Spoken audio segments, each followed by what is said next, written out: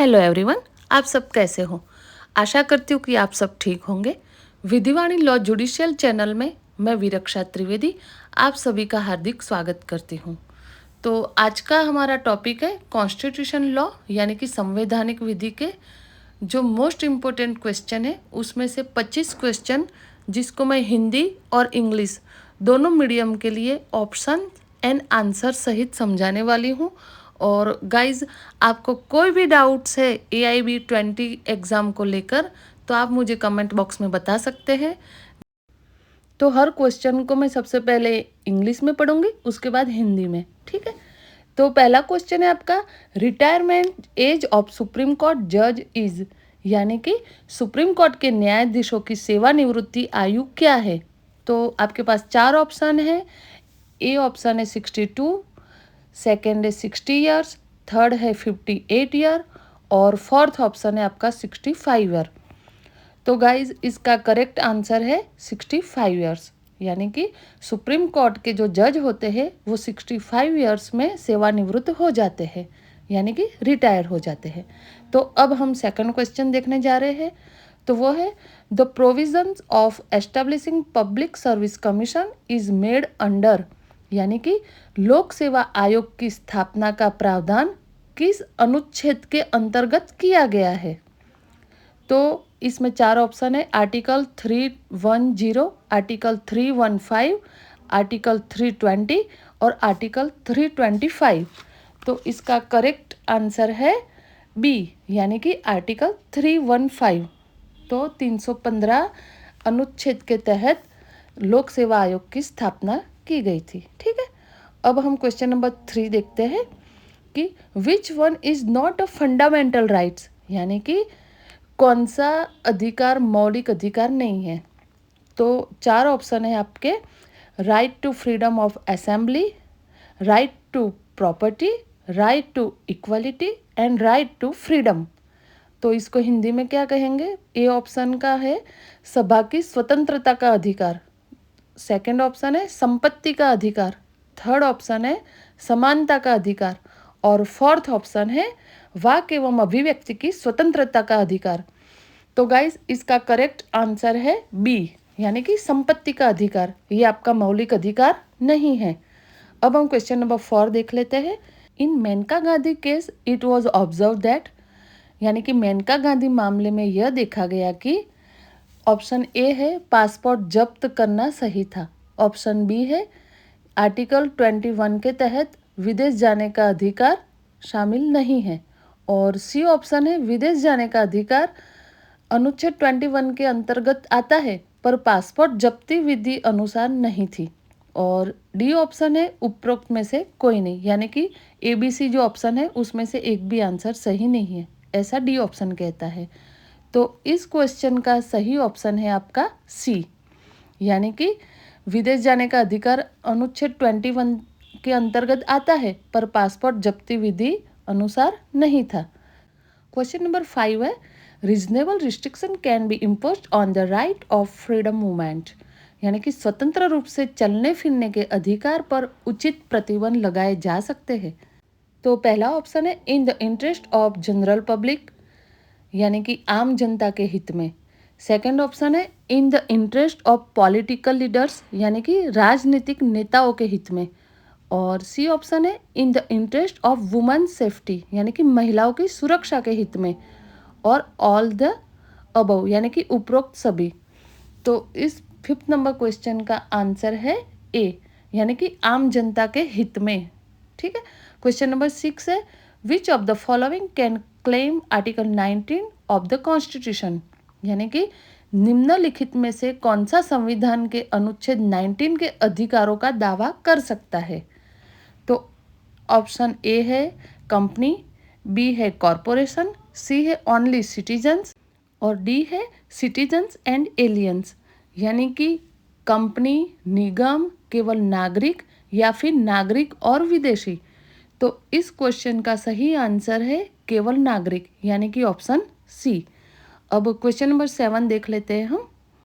Closes 3 of article 20 says that no accused person shall be complaint to be, यानी कि अनुच्छेद 20 के 3 के अनुसार किसी अभियुक्त को बाध्य नहीं किया जाएगा कि वह, ऑप्शन ए है एन एक्यूज्ड, बी है अ विटनेस, सी है अ विटनेस अगेंस्ट हिमसेल्फ और डी ऑप्शन है हॉस्टाइल विटनेस। अब इसका हिंदी रूपांतरण भी देख लीजिए। ऑप्शन ए है अभियुक्त, बी है साक्षी, सी है अपने विरुद्ध साक्षी और डी है प्रतिकूल साक्षी। तो अनुच्छेद 20(3) के तहत आप क्या नहीं कर सकते? तो अपने विरुद्ध आप साक्षी नहीं दे सकते। क्वेश्चन नंबर 8 है Indira Sahni versus union of India is popularity known as, यानी कि क्वेश्चन ये पूछना चाहता है कि इंदिरा साहनी बनाम भारत संघ मामला किस नाम से प्रसिद्ध है? तो ऑप्शन ए है जजिस ट्रांसफर केस, बी है इलीगल डिटेंशन केस, सी है मंडल कमीशन और डी है कॉन्स्टिट्यूशनल केस। यानी कि हिंदी मीडियम वाले समझ ले। ऑप्शन ए है न्यायाधीश स्थानांतरण का मामला, बी है अवैध हिरासत का मामला, सी है मंडल आयोग का मामला और डी है संवैधानिक मामला। तो क्वेश्चन 8 का सही आंसर है सी, मंडल आयोग का मामला। ठीक है। और क्वेश्चन नंबर 9 है आपका SP Gupta versus union of India 1982 decided on, यानी कि एसपी गुप्ता बनाम भारत संघ 1982 का निर्णय किस विषय पर हुआ था? तो फर्स्ट ऑप्शन है फ्री लीगल एड, यानी कि निशुल्क विधिक सहायता, बी ऑप्शन है बाउंडेड लेबर्स, यानी कि बंधुआ मजदूर, सी ऑप्शन है जजिस ट्रांसफर, यानी कि न्यायाधीश स्थानांतरण और डी है इलीगल डिटेंशन, यानी कि अवैध हिरासत। ठीक है।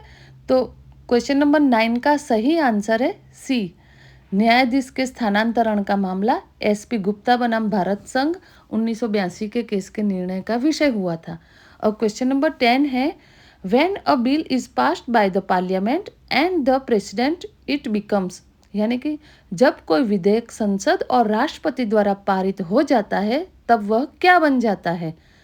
तो ए ऑप्शन है बिल अप्रूव्ड, यानी कि अनुमोदित विधायक, सेकेंड है लॉ, यानी कि कानून, सी है बी एक्सरसाइज फॉर एडमिनिस्ट्रेशन, यानी कि प्रशासन हेतु प्रयोग किया गया विधेयक और डी ऑप्शन है नन ऑफ द अबव, यानी कि उपरोक्त में से कोई नहीं। तो इसका सही आंसर है बी, कानून। ठीक है। क्वेश्चन नंबर 11 है Minto Marley reform is associated with which act, यानी कि मिंटो मार्ले सुधार किस अधिनियम से संबंधित है? तो ऑप्शन ए है Indian Council Act 1912, B option है Indian Council Act 1856, C option है इंडियन काउंसिल एक्ट 1908 या डी ऑप्शन है इंडियन काउंसिल एक्ट 1909। तो इसका सही आंसर है डी, इंडियन काउंसिल एक्ट 1909।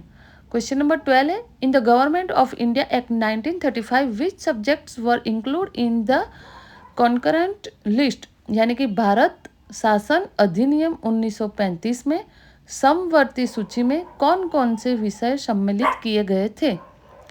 तो ऑप्शन ए है मैरिज, यानी कि विवाह, ऑप्शन बी है डिवोर्स एंड आर्बिट्रेशन, यानी कि तलाक और मध्यस्थता, ऑप्शन सी है क्रिमिनल लॉ एंड प्रोसीजर, यानी कि आपराधिक कानून एवं प्रक्रिया, ऑप्शन डी है ऑल ऑफ द अबव, यानी कि उपरोक्त सभी। तो आंसर है डी, यानी कि all of the above. Question number 13 है under which Supreme Court judgement the President can not act without advice of the council of minister, यानी कि किस सर्वोच्च न्यायालय के निर्णय के अनुसार राष्ट्रपति मंत्रिपरिषद की सलाह के बिना कार्य नहीं कर सकते? तो ऑप्शन ए है Indira Gandhi versus Rajnarayan, option B है Anandan versus chief secretary, option C है राव वर्सेस इंदिरा गांधी और डी है नन ऑफ द अबव। तो इसका सही आंसर है सी, यानी कि राव वर्सेस इंदिरा गांधी 1971 के केस में ये तय हो गया था कि राष्ट्रपति मंत्रिपरिषद की सलाह के बिना कार्य नहीं कर सकते। ठीक है। अब क्वेश्चन नंबर 14 है what is the special constitutional position of Jammu and Kashmir, यानी कि जम्मू और कश्मीर की विशेष संवैधानिक स्थिति क्या थी? तो ऑप्शन ए है it is above Indian constitution, यानी कि यह भारतीय संविधान से ऊपर है। ऑप्शन बी है Indian laws are not applicable, यानी कि भारतीय कानून लागू नहीं होते। और ऑप्शन सी है it has it own constitution, यानी कि इसका अपना संविधान था। ऑप्शन डी है it is not the integral part of Indian union, यानी कि वह भारत का अभिन्न अंग नहीं है। तो इसका सही आंसर है सी, यानी कि इसका अपना संविधान था जम्मू एंड कश्मीर का। क्वेश्चन नंबर 15 है in which case did Kerala high court hold UGC relaxation for reserve categories unconstitutional under article 16 clause 1। किस मामले में केरल उच्च न्यायालय ने आरक्षित वर्गों के लिए यूजीसी द्वारा दी गई छूट को अनुच्छेद 16(1) का उल्लंघन माना? तो ऑप्शन ए है Nair service society versus UGC, option B है CBSE versus UGC, option C है UGC versus state of Kerala, और ऑप्शन डी है UGC versus secretary of state. तो इसका सही आंसर है ए, यानी कि Nair service society versus UGC. Question number 16 है the right of equality before law under article 14 is subject to, यानी कि अनुच्छेद 14 के अंतर्गत विधि के समक्ष समानता का अधिकार किस सीमा के अधीन है? तो ऑप्शन ए है पब्लिक ऑर्डर एंड मॉरलिटी, यानी कि लोक व्यवस्था और नैतिकता। ऑप्शन बी है रीजनेबल क्लासिफिकेशन, यानी कि उचित वर्गीकरण। ऑप्शन सी है रीजनेबल रिस्ट्रिक्शन, यानी कि उचित प्रतिबंध। और ऑप्शन डी है नन ऑफ दिस, यानी कि इनमें से कोई नहीं। तो करेक्ट आंसर है आपका ऑप्शन बी, यानी कि उचित वर्गीकरण। क्वेश्चन नंबर 17 है the provision relating to abolition of untouchability is given in, यानी कि अस्पृश्यता के उन्मूलन से संबंधित प्रावधान किस अनुच्छेद में दिया गया है? तो ऑप्शन ए है आर्टिकल 23, ऑप्शन बी है आर्टिकल 24, ऑप्शन सी है आर्टिकल 17 और ऑप्शन डी है आर्टिकल 15। तो सही आंसर है option C, article 17। Question number 8 है theoretical power of amend of the constitution have been given by, यानी कि संविधान संशोधन की सैद्धांतिक शक्तियाँ किस अनुच्छेद द्वारा दी गई है? तो ऑप्शन ई है आर्टिकल 358, ऑप्शन बी है आर्टिकल 368, ऑप्शन सी है आर्टिकल 378 और ऑप्शन डी है नो सच पावर्स। ठीक है, तो इसका सही आंसर है option B, article 368। Question number 19 directive principles are, यानी कि राज्य के नीति निर्देशक तत्व। Option A justiceable as fundamental rights, यानी कि मौलिक अधिकारों की तरह न्यायसंगत है। ऑप्शन बी है justiceable but not as fundamental rights, यानी कि न्यायसंगत है पर मौलिक अधिकार नहीं है। ऑप्शन सी है decorative portion of Indian constitution, यानी कि भारतीय संविधान का सजावटी भाग है। और ऑप्शन डी है not justiciable yet fundamental in governance, यानी कि न्याय संगत नहीं पर शासन के लिए मौलिक है। तो क्वेश्चन नंबर 19 का सही आंसर है डी। ठीक है, डी का मतलब न्याय संगत नहीं पर शासन के लिए मौलिक है। क्वेश्चन नंबर 20 है who has the power of dissolve the Lok Sabha, यानी कि लोकसभा को भंग करने की शक्ति किसके पास है? ऑप्शन ए है प्रेसिडेंट, यानी कि राष्ट्रपति, ऑप्शन बी है प्राइम मिनिस्टर, यानी कि प्रधानमंत्री, ऑप्शन सी है स्पीकर ऑफ लोकसभा, यानी कि लोकसभा के अध्यक्ष, और ऑप्शन डी है काउंसिल ऑफ मिनिस्टर्स, यानी कि मंत्रिपरिषद। तो इसका सही आंसर है ए, राष्ट्रपति के पास लोकसभा को भंग करने की शक्ति है। अब क्वेश्चन नंबर 21 देखते हैं amendment of constitution can be initiated in, संविधान के संशोधन की पहल कहाँ से की जाती है? ठीक है, तो ऑप्शन ए है काउंसिल ऑफ स्टेट्स, यानी कि राज्यसभा में, ऑप्शन बी है हाउस ऑफ पीपल, यानी कि लोकसभा में, ऑप्शन सी है आइदर हाउस, किसी भी सदन में, और ऑप्शन डी है नन ऑफ द अबव। तो इसका सही आंसर है सी। ठीक है, सी का मतलब है किसी भी सदन में संविधान के संशोधन की पहल की जा सकती है। Question 22, government contract not conforming to article 299 are, यानी कि अनुच्छेद 299 का पालन न करने वाली सरकारी अनुबंध। ऑप्शन ए है नॉट एन्फोर्सेबल इन कोर्ट, न्यायालय में लागू नहीं किए जा सकते। ऑप्शन बी है can be rectified by government, यानी कि सरकार द्वारा सुधारे जा सकते हैं। ऑप्शन सी है बोथ ए एंड बी, और ऑप्शन डी है नाइदर ए नॉर बी। तो इसका सही आंसर है सी, यानी कि ए और बी दोनों ही सही है। ठीक है। और क्वेश्चन नंबर 23 है which of the following are include in the concept of state under article 12, यानी कि निम्नलिखित में से कौन अनुच्छेद 12 के अंतर्गत राज्य की परिभाषा में आता है। तो दोस्तों ध्यान रखें, राज्य की परिभाषा के अंदर आने वाले शब्द का उपयोग किया गया है इधर।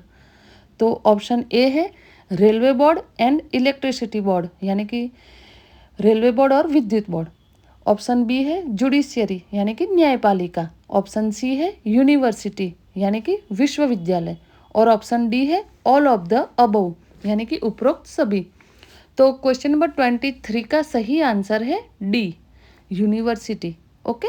अब क्वेश्चन नंबर 24 है procedure established by law in article 21 means, अनुच्छेद 21 में कानून द्वारा स्थापित प्रक्रिया का अर्थ। ठीक है।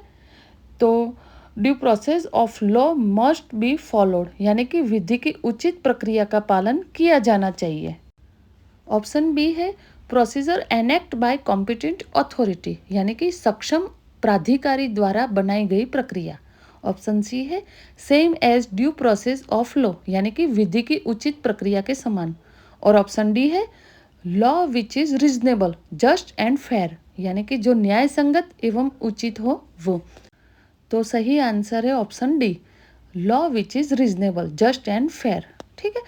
और आपका इस क्लास का लास्ट क्वेश्चन 25 नंबर है entry on forest and protection of wild animal was moved by the 42nd amendment forms, यानी कि वनों एवं वन्य जीव संरक्षण का विषय 42वें संशोधन द्वारा कहाँ से स्थानांतरित किया गया है।